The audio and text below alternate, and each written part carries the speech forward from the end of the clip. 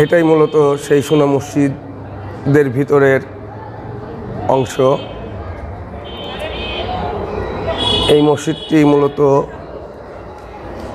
3টা 6টা 8টা 2 4 5 না 8টা কাতার ধরা যায় এই মসজিদটিতে। নামাজের জন্য 8টা কাতার আছে।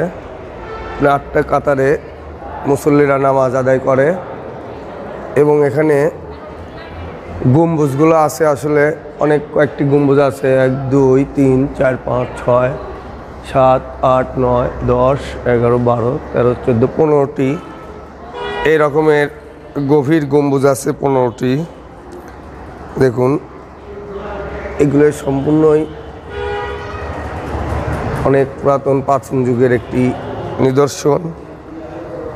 এই মসজিদটির ভিতরে কিন্তু গম্বুজগুলো অনেক সুন্দর।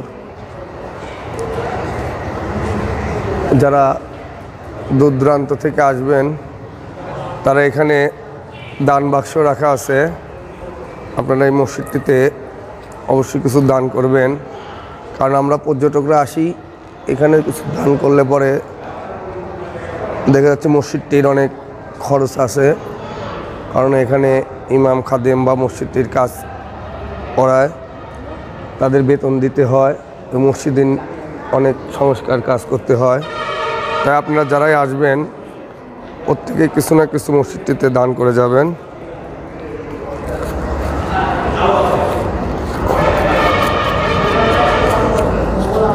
এখানে দান বাক্স রাখা আছে, আপনারা সবাই যে যতটুকু পারবেন দান করে মৃত পিতামাতা আত্মীয় স্বজন যারা দুনিয়া থেকে চলে গেছে তাদের জন্য এখানে নামাজ আদায় করে একটু দোয়া চেয়ে যাবেন। দর্শক, আরও ভিতরের এবং বাইরে কিন্তু আরও অনেক সুন্দর সুন্দর জায়গা আছে, আর আমরা আপনাদেরকে দেখাইছি বেনাপোলের একদম শেষ সীমানা থেকে এ পর্যন্ত 3-4টা পর্যটক জায়গা আমরা আপনাদেরকে দেখাইছি।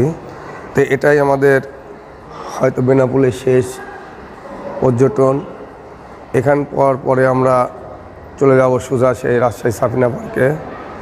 এই মসজিদটির ভিতরে কিন্তু মহিলাদের নামাজের জন্য পর্দা দিয়ে ঘেরা আলাদা একটি জায়গা করা আছে, এখানে পুরুষ এবং মহিলা একত্রিত নামাজ আদায় করতে পারে।